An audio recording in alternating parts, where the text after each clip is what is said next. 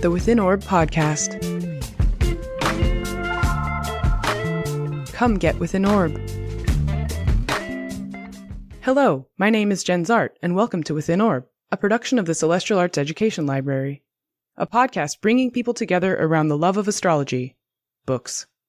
Join me as I interview people about the astrology books that changed their life and practice. You can support the podcast at withinorb.com. Welcome to another episode of Within Orb, and we are putting our finger on an open book on the midheaven in San Francisco, where we are talking to Alberto Forero, the president of the San Francisco Astrological Society. Welcome to the show. Thanks, Jen. It's great to be here. Just before recording, we looked at the Sabian symbol of the midheaven where Alberto's staying. So that is the finger on the open book of this episode. And I would love to ask you, how did you get into astrology? What was your first astrology book? Yeah, sure. It's a weird story. I was actually at work, so good things can happen at work. I was talking to a coworker who had gone to the same school as me, and he was mentioning, I do this thing. It's like financial astrology. And I was like, oh, man, get away from me. This is going to be like a recruitment session. It's a cult or something. But anyway, he did a reading for me, and I got the bug. I had transiting Mars on my Uranus, and Mars was my ruler of the year. And since then, I've been kind of super addicted. And so the first book I got was this Parker's Astrology, which is, it's funny because there's more than one astrology book that's like everything you need to know. It's right here. Just all you need is this one book. And the 500 books I have in my house, would vehemently disagree with that. So, it's a good omnibus, but the problem is I think that it goes very deep, very quickly. So you're going into, it mentions rectification, for instance, and it's like, whoa, I'm just trying to even understand what these things are. Yeah, it's the coolest coffee table book, though. I mean, if you are going to get one book, it's beautiful. It is very beautifully designed. That is true. Yeah. I don't know if you heard the episode with Rod Susskind, but that was one of the only books that got past the South African censorship. Oh, wow. During apartheid. So it's kind of cool that they were like, yeah, we're just going to sneak in some hardcore, quote unquote, John Frawley real astrology into this coffee table book and give you an ephemeris, and you can kind of make a whole chart, but it just looks like it's all nice and ready to just be browsed at while you're sipping coffee at your couch. It's a Trojan horse. Totally. And is your one, it's the Compleat, is like the spelling on the spine? It's kind of like a later edition. This is kind of like a relatively recent. Okay, yes, the new edition, Parker's Astrology. Yeah, the older ones they spelled complete, really cool. It was like complete. Yeah, archaic. Yeah, and I love those books that just keep getting put in print again and again and revised. You see them change over time, kind of like their own decades of life or something. Mm-hmm. Yeah, they have their own biographies, and I know you've mentioned that before. I think that's really fascinating. I've looked at a lot of archives online and a lot of traditional books. And it's not like there's one edition, that was printed in 1493 and then it just kind of it's like it gets printed 16,000 times and the people are changing it into different languages or adding illustrations or taking them out. So there's a lot to learn about what the zeitgeist was. Totally. And then you see how people wanted to purchase or consume information based off of the cover design shifting too. Oh, yeah, exactly. Although I'm a designer and I have a bit of a beef with astrology cover design for books. I think it's kind of in not a great state, and I think we should do much better for our authors. Okay.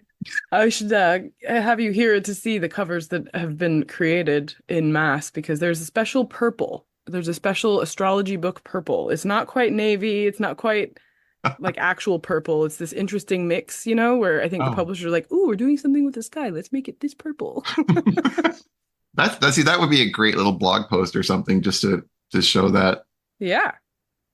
Well, if you were going to be having to pack as fast as you can and go on a long trip, and you only had room for 3 astrology books, what would be the 3 you'd take with you? Ooh, I might cheat a little bit here because there's one that's 2 volumes, which is this Secrets of the Ancient Sky. It's this ridiculous compendium. You can get it on eBay. It's just voluminous fixed star and constellation stuff, but also with very specific events, historical events and things, going back into almost prehistory. So, I don't know that I'll ever be able to fully consume the book, but I just love that it's there. And it's just like this massive amount of knowledge. I've been into fixed stars a bit recently. So, Okay, and the author is? Diana K. Rosenberg, I think she Yeah, passed away recently. she did. Yeah. I don't think this is a common book to find, but like, the Bernadette Brady stuff is fantastic also. But this one just goes like a whole, it's talking about the Chile earthquake of 1960 and this volcano erupting and Venus is, I mean, it's just unbelievable scholarship. Wow. Yeah, and you'll never run out of things to read there because it's a portal to a whole other dimension, like thousands and thousands of pages of lore. Yes. That's awesome. Yeah, that's a great pick. I hadn't even thought of that. Like, we have a copy here, and it's one of those books where it's like, I know we need it. I want to look at it. But again, with finger on the page, it's like I might just reference it if someone says, like, this specific star, we're going to look at, Salisoud or something. I'm like, okay, what does Diana say? But reading it cover to cover, it'd be a whole endeavor. Yeah, but if I'm on a desert island or something, then maybe I have the time. Yeah, exactly. No, that's great. I love that. And then also the ability to see them. Well, that's the other thing. Like, unfortunately, we have such bad light pollution over here that can barely see stars. So that would be, another thing. I think it's super important. There's people like Gemini Brett has done a lot of work, bringing astronomy into astrology. And I think that's a whole missing piece that I want to learn more about. Yeah. And you'll see, like, depending on where your island's located on Earth, there are some stars you'll never see. That's right. That's right. That's right. Yes. Yeah. Yeah. I think that as we move into that Uranus North Node conjunction in Taurus and the astrology gets more embodied, we're going to realize those kinds of like hyper location sensitivity of fixed stars is one of the most exciting things about it because that really informs your space and like what the trees see. The trees see the stars every night, all night long. Yeah. No, it's like it's almost a mother or something. It's just something that's been this matrix around all living things on the planet. Obviously, yes, there's precession, but like it's something that's there all the time. It's almost like humanity has its own living room. And, here's the chair, here's the couch, and those are the stars. And we live with them, whether we're aware of them or not. They're doing stuff. Oh, I love that. My kid's been watching the Lego movie, so now I'm thinking of like a double-decker Lego couch, and you're just sitting on the planet, like checking out everything. Yeah, exactly. That's so awesome. Okay, so what would your second book be? Any symbol book is good, but this Dictionary of Symbols by Penguin is another kind of a brick, and it's wonderful. It has some astrology stuff in here, but it's just going more archetypal, really. But, I just opened this up. So, talking about what breath is, what's the Muslim term for breath, or the Vedic cosmic egg, or the Taoists of the Han Dynasty believed, blah, blah, blah. Like, it's just, popcorn for your mind. Mm-hmm. And I think one of my main insights with astrology is just that underneath it all is this symbolic understanding of reality that a lot of people have lost, or culture has kind of lost, or put into the bin of garbage. Just like, these people are crazy. And the more that you can understand about symbolism in art or in literature or religion or whatever, you get more metaphors to play with. You get more ways of saying something. Yeah, that's dynamic for sure. And I love that it's not an astrology book. You're like saying, look, if I'm here, I'm just going to check out all the symbols. Yeah, I have a bunch of Gemini. I have a 12th house Gemini stuff going on. So like I am like, yeah. And like when you first astrology book is not a thing for me. It's like the first 30 astrology books. It's sort of like, oh, let me go to the buffet and sample this and sample that. So like I'm a bit of a grazer, but like people take in information in different ways, and that's the way I take it in. So what you're saying is we need an extended episode because I want to know what all 30 are. Yeah, no, I could easily do an extended episode. I brought some little ones over here to show that I think are nice. I'm kind of like a collector, I'm not a collector in the sense that I just put them on the shelf, but collector in the sense that I share. So I started a Twitter account 3 years ago where I put images from books. Some of them are my own and some of them are from online sources. They're all spread out all over the place, but there's an incredible wealth. Like if you want to go and look up, original texts, you can go and grab them. Yeah, I had account envy. I think that's actually how I first found you, was seeing all of those images you were aggregating and sharing, and it was gorgeous. I mean, and also just like, thank you. That's so neat to be able to remind us that there's all of this richness in these books. Thanks. Yeah, no, it's like we're kind of a subculture, and like, you go to your Barnes and Noble, you're not going to find a lot of these books. But even if you do, order some, you may not be aware of the richness that's out there, right? Because we have this narrative that, astrology died. It completely was dead. And then, I don't know, Alan Leo, stuff happens. But like, I've been surprised to find that like there's a continuous steady stream of astrology stuff. It had kind of soaked into the subconscious, at least of Europe. And you see it in so many places. So it's great to see that. Yeah, yeah. I used to say died. I used to be on that narrative, and then I was like corrected by a couple of German friends of mine, and they're like, "It didn't die. It's obviously still here. It went underground." And I'm like, "That's so cool." Yeah. It's a much better way of thinking about it. Is that it just kind of it's like the Enlightenment took over, and astrology's like, "I'm just gonna go underground for a while." Yeah, it did. And God bless, our ancestors in this for keeping that alive. And just the fact that like we have so much love for the subject that we're like going through tatters of manuscripts and bits and pieces and trying to make critical editions of things and like trying to actually do the things that are in the books. And it's labor of love. This is not like supported by Harvard University. This is Not yet. Not yet, but I will say, like, a lot of the criticisms of what people think astrology is because of their exposure to it in places like Barnes and Noble or Half Price Books or any of these more commercial outlets where the shelf is dictated by the market. When you get to a place like CAELi, you're like, oh, wait, no, actually, there's so much more that you could never even imagine all in one place. And then your concept of what research is and what has been done by our peers and our ancestors in this field is like, tell me this isn't academic now, Oh my God. Yeah, no, it's like, to me, this is one of the best kept secrets. And maybe there's reasons. At one point when I got into it, I was getting evangelist, being like, I got to tell everybody this is it's magic. It works, Yeah. And then I was kind of like, maybe I talked to somebody else and they're like, keep it a little on the down low because bad things might happen if too many people get into that, Yeah. But yeah, for sure. It's like I had done a lot of schooling and I had been really kind of let down by the fact that this wasn't even on the menu. It wasn't even, it was completely verboten. Just this is garbage.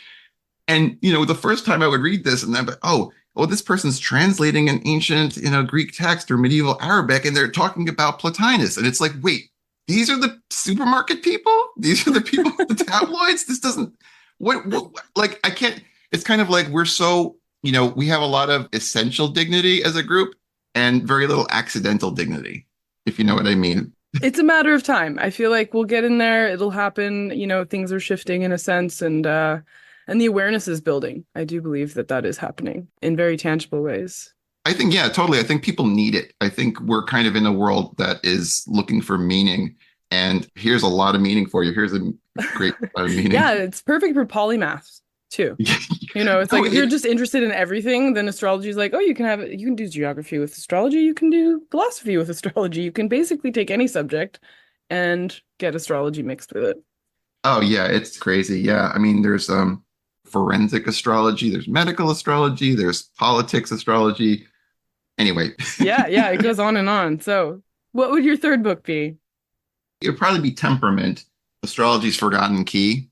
By Dorian Greenbaum. Awesome. Yeah, that is a really wonderful book. And it's a kind of one of those things I remember specifically being in college in an art class, and somebody was explaining the theory of the humors. And the professor was like, can you believe they used to think that men were hot and dry and women were cold and wet? Wasn't that stupid? And that sounds pretty stupid, but it's not stupid. If you actually read this, she was teaching, I believe, at a Waldorf school, and she got the charts for like 50 students or something, and then was able to observe them as well. So did a little kind of a test. And I've used it a bit in my own practice and found it to be pretty useful just to get like a ground sense of a person before you even start going through aspects and things. Yeah, I love that. You can see this general vibe and then let that guide you. I mean, Temperament reaches back into the old medical astrology strands, Oh yeah. It was there. It was one of those things like it's back from the original guys. I mean, like Parans seems like to me seemed like an exotic kind of thing. And it's like, oh no, Ptolemy, like these guys didn't have computers. They didn't have electricity. How do you come up with something like that, Yeah. And then it's like, maybe understanding the world around you, what is like you and what's not like you, and having tolerance. And Yes. also knowing when you're out of alignment and when you can snap back into it or what you need to get there.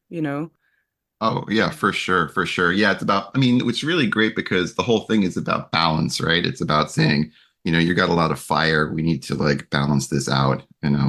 Yeah, I loved taking a class with Wade Cave's STA about something might have a condition where like if you add more fire, it helps because the flame needs to grow. But if you add fire to an already big flame, it's like too much. And so I think it's like antipathetic and sympathetic healing. Yeah, exactly. It's non-intuitive, but yeah, sometimes you want to like make that fever break and then the patient is good. Yeah, yeah, yeah. So how did you come across Dorian's book? I think it was because I was studying at STA also, and Lee Lehman is there, and I just was like, Deb does a really good job of really thorough horary course and really includes this part, and it ends up connecting with physiognomy. How does this actually affect somebody's appearance? You can do crazy things in horary where you're like, oh, somebody stole my fish. And it's like, oh, it's a red-haired guy because Mars and blah, blah, blah. And it's just, anyway. Yeah, I always get tripped out when there's this mention of physiognomy and then it's Mars and redheads. And I'm like, most of the world's population doesn't have red hair. So Yeah. what do we do when we're somewhere where that's not a condition and Mars is still there? Like how does that play out?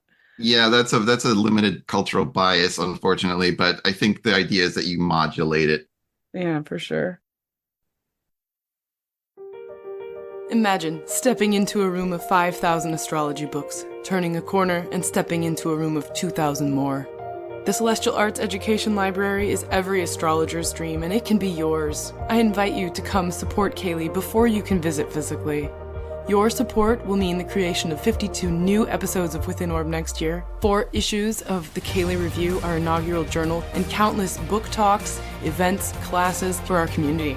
Visit our website, www.caeli.institute/support, to select your level of care. Please help support CAELi into the future, our future, so that we may study the future together. Thank you for listening. Please enjoy the rest of the show. So, you said you had a little Gemini action going on in a stash of extras. So let's widen your suitcase just a bit and see if there's any others you'd throw in, because I know you really are chomping at the bit to share. So Yeah, this is a whatever show and tell. This is definitely like a non-standard thing. Your destiny in thumb. Whoa, okay, so that's a yellow book cover and there's 2 huge thumbprints on the front looking like prehistoric monuments. Wow. Yeah, it's a Vedic text actually. And so you can look and you can determine what shape your thumb is. And there's sort of indications, but Jen, it gets better. Here's the Aries Lagna. So we're talking about, I think, the ascendant here and different patterns. And there's even, have you ever seen an astrology chart with thumbprint patterns? That's gorgeous. This is a wheel with thumbprints all around where the houses would be, but it's a tri-wheel. How does that happen? What is the tri-wheel showing us? I don't know. I've only dipped into this bits and pieces, so I have an eye for the bizarre, and so like I like but again, who knows? Maybe there is. Maybe we can do. Somebody will do thumb readings at some point. Maybe Yeah. Well, now I want to do reading. little etches of like planetary positions on the thumbprints, and then put those inside each of those house things. So there's like 36 little mini charts as like a holographic mega chart. Yeah. Down into the tunnel. Yeah. I love it. Yeah. There's This is a cool one. I don't know if you've seen this one. Oh yeah, I have that right behind me. So it's a book about asteroids: Ceres, Pallas, Juno, and Vesta. So, oh look, here it is on the shelf. Let me just reach behind me and pull it out. We didn't plan that. That just happened. That was not planned. Yeah. Yeah. So why I like this is because, I've learned a lot about asteroids from Dimitra. Yeah. This is gorgeous. Spirograph kind of. Yeah. And Dimitra was talking about how she went to her first astrology meetup in San Francisco in like 1973. And she met Eleanor Bach, who made this ephemeris. And she's like, hi, what's your name? Oh, Dimitra. Well, let's look up where Ceres is in your chart. And so I think that's a super important change. Yeah, Eleanor Bach is one of my favorite Ephemerides creator, and she made this beautiful spiral-bound ephemeris called the Sensitive Degrees Ephemeris, and it's this 100 years of stationing points of asteroids and planets. No kidding. And I want to make a new one because hers ran out. There's all these ephemerides that are running out because they didn't ever imagine that they would need to be going past 2050. And it's like, okay, but I'm looking at like 2120, Right. you know, like let's go 100 years from now, right? Yeah. Oh, that's amazing. I have to get that. Yeah. This one is maybe a little more up your alley. I don't know if you've seen this one. Rules for Planetary Pictures. Oh, yeah. Is that the unauthorized translation? It's Hans Nigemann. Oh, yeah. Okay. That's controversial. Yeah, I know. What I love about this is that this is one of these genres from the 40s until the 80s. You have literally hand-typed mimeographs of entire books. And it's just the fact that underground scene, this is kind of like underground samizdat that's just circulating. So he got in a lot of trouble for that one. It was a bootleg, and he wasn't allowed to do it because the people who had the rights to the work in German were trying to authorize, who could translate it into English or not. And he said, I'm going to do it anyway. Oh. And so it became problematic. Oh, I didn't know that. Interesting. Yeah. And then have you seen this edition here? This is a Dane Rudjar. Yes. This is a gray cover with, what is that on the cover? Is it like a pattern of some kind? Yeah, it's some kind of glassware, but it's very hard to read the text. It's Astrology and the Modern Psyche. And it's got his autograph and an inscription also. Wow. This was like $10. Because nobody knows, nobody cares. In that sense, we are lucky, but maybe if this show keeps going, we won't get so lucky because things will get snapped up. That's right. Yeah. Well, or the value of your collection there is just going to skyrocket.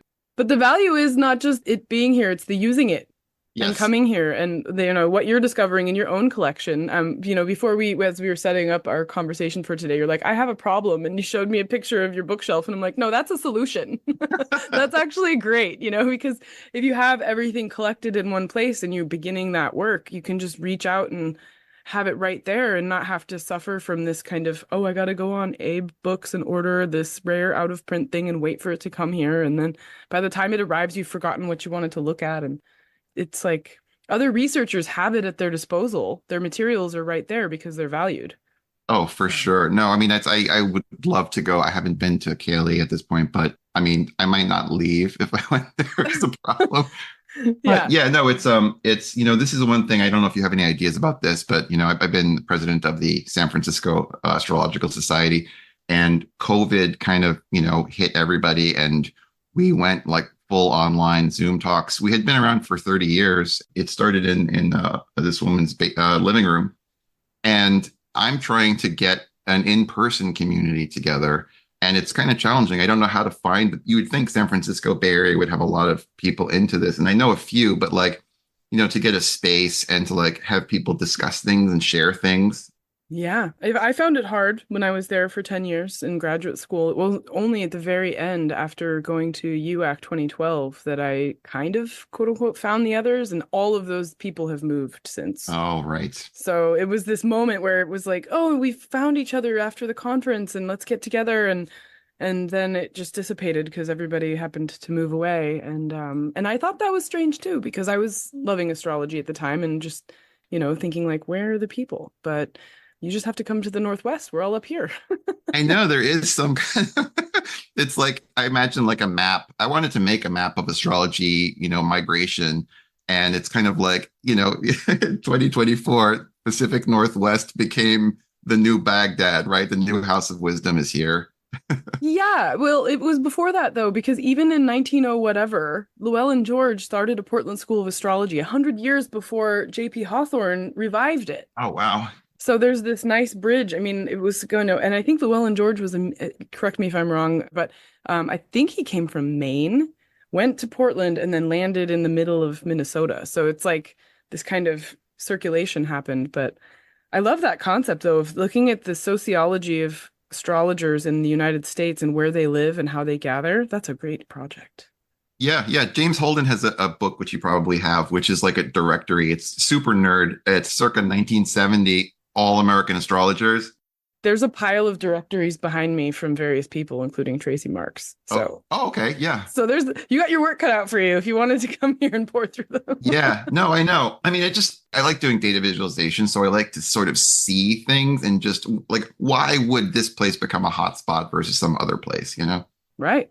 Yeah, I love that idea of tracking how it works. And that goes back to how you were talking earlier about the hiding in plain sight of astrology kind of being in the drinking water, but not overtly like, I am astrology. And Abby Warburg was an art historian from Germany who was trying to track the migrations of astrological images through art history. Oh, wow. And so, yeah, there's an element of that here, like this kind of permeating, but not necessarily being out, you know?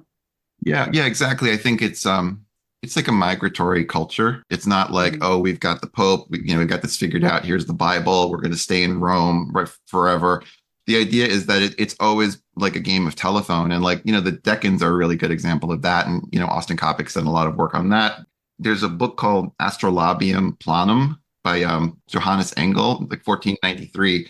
And he's got like, images for every degree, every ascendant degree. And I'm like, yeah, how did you come up with like, okay, somebody posted about this on Twitter today, and it's like, okay, this degree, Aries 12 or whatever is one snake, and like Scorpio 5 is like 6 snakes that are standing up.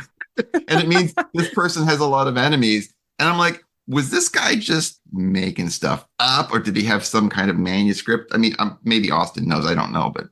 Yeah, no, I love that. And it's like, well, I mean, you look at Mark Edmund Jones and Elsie Wheeler, they got a bunch of note cards and sat down in a driveway in San Diego and come up with Sabian symbols. I think we can do it too. I think, oh, by the way, yeah, I wanted to say, I really love your fantasteroids project. I think that's really creative and really, like, astrology isn't a finished piece of marble. It's something that we are going to be recreating and coming up with new stuff. So I've played around I made a degree system based on David Bowie albums. Oh my gosh, I love this. We have to have a whole separate episode talking about this. Yeah. Because it was Diamond Dog's album, and I call it Diamond Degrees. And it's like, again, not in the sense that I know the truth or this is dogma. It's just, let's see what happens. I think that's got to be the beginning of a lot of divination, is like, I wonder if, Right.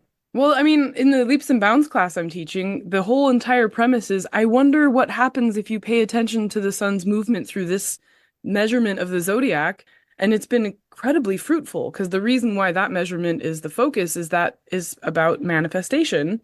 And if you're an artist, and you want to think about making things, well, this is the measurement that's going to show you how things show up at this moment. And so the what if has generated, I mean, at the end of the first year of doing it, nobody wanted to stop. They were like, can we just keep going? And I'm like, yeah, let's just keep going. So we're still going. And it's like every other week, there's this huge 2 hours of what if that comes in, and we're finding so many things. It's really, really fruitful. Yeah, that's amazing. I won't go into it as a kind of a trigger warning, but I looked at a chart for an accident that happened, and it was mind-boggling. It was just like you go up to the slot machine in Las Vegas and you're like, I wonder what would happen if I put a quarter in. And I just put the quarter in, and it was like cha-ching, cha-ching, cha-ching, cha-ching, and it was just like so loaded with symbolism. It was like a joke. It was like a parody. But that's the thing, when people new to astrology have those moments, they're like, oh my gosh, this is amazing. And when you've been doing it for over 2 decades, you're like, that's literally how this works, though. Like, if it didn't have all of that, it would be weird.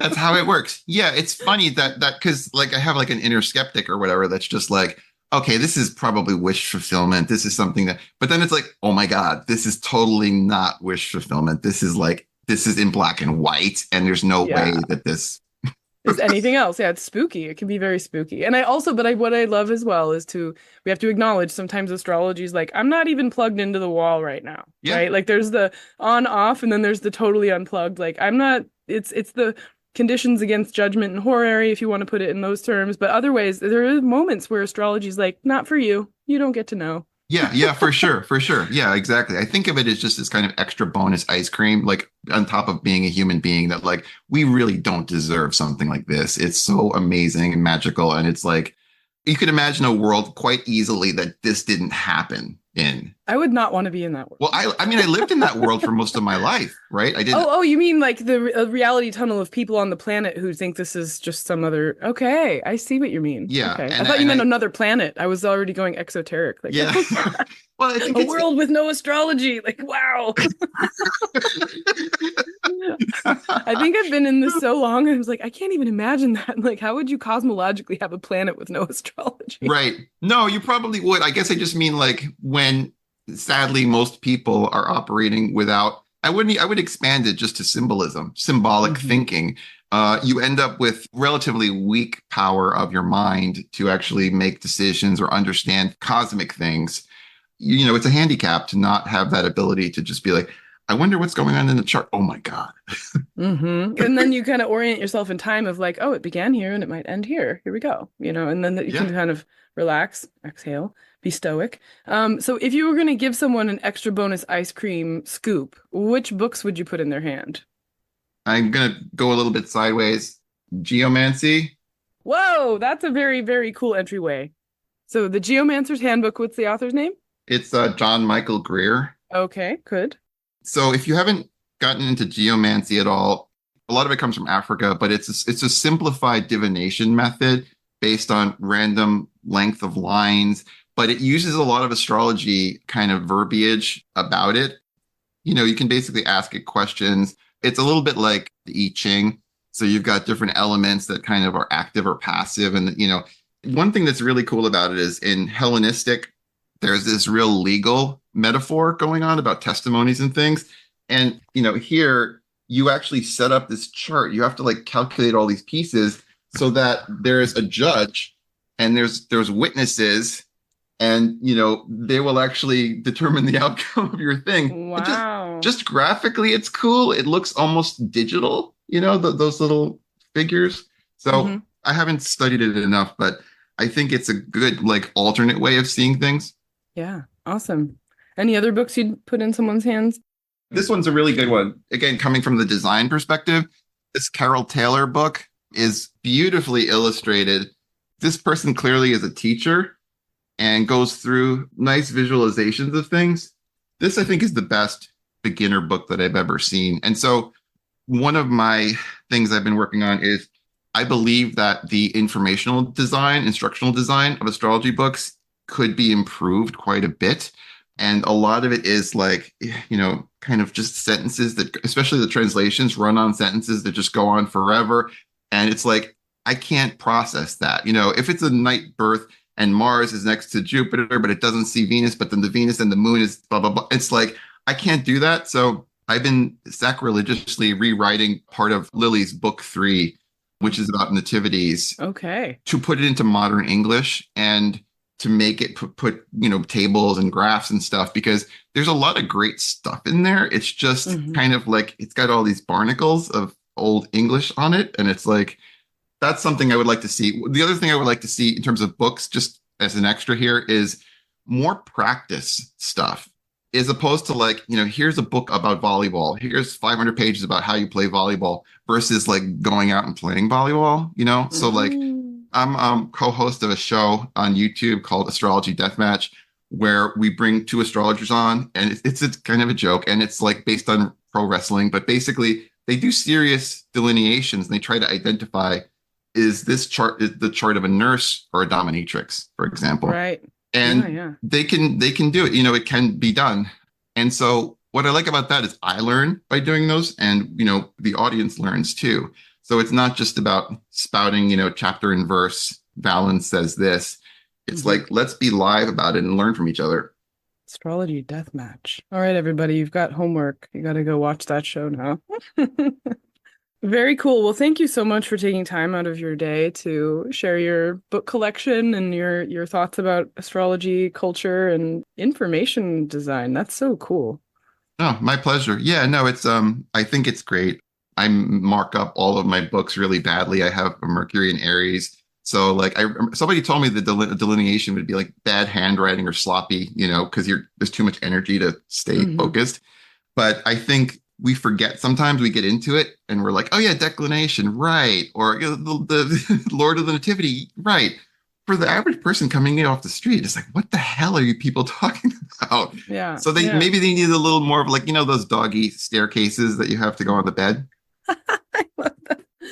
Yeah, that's funny. Yeah, exactly. A little more hand holding. But if you're talking about declination, for example, though, it's one of the movements of the Earth. It's the way the Earth is oriented to our space around us. So why don't we all know that? That's some of those things that you get into when you're looking at 20th century astrology is really about being aware of your orientation on the planet. And yeah, that seems like it needs to have more a pride of place in our culture, in our educational system. Yeah, it's like living on a plane your whole life and not understanding what the altitude is. You're just like, oh, well, the plane works, and I'm gonna look at my TikTok here, and it's like, yeah, there's a lot of richness that gets lost. Not to mention the fact that for me, it's always a kind of a shock to think, wait a minute, we are on this ball that's rotating around a ball of fire. And like, whoa, that's not enough magic for you, Yeah, but that's still too simple because it's not just rotating, it's wobble rotating. It's like a belly dance. Yeah, that's right. And the moon doesn't rotate around the Earth, right? It's like there's a ellipse thing going on. But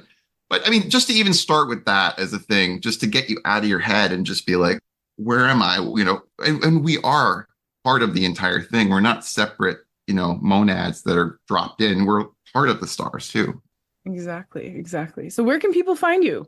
Yeah, so I have a website. It's translationoflight.org. I'm on Twitter as @MuseumAstro. That's the big collection of astrology images and stuff. And also check out Astro Deathmatch on YouTube. Awesome. Thank you so much. Thank you, Jenn. This is a real pleasure. And I will be back for the next 17 episodes where I can pull out more crap. And Awesome. Thank you. Thank you for listening to Within Orb. To learn more about the Celestial Arts Education Library, or to become a member, visit our website at CAELi.institute. That's www.caeli.institute. If you enjoyed this episode, please help spread the word. Follow or subscribe to Within Orb in your podcatcher of choice, rate it 5 stars, or write us a happy review. This helps others find the show. We also want to give a big thanks to the indie band The E-Block for contributing their song Wake Up for our intro and outro music. You can find them at their website, eblockband.com. This is Jenn Zahrt, signing off for now. See you next time.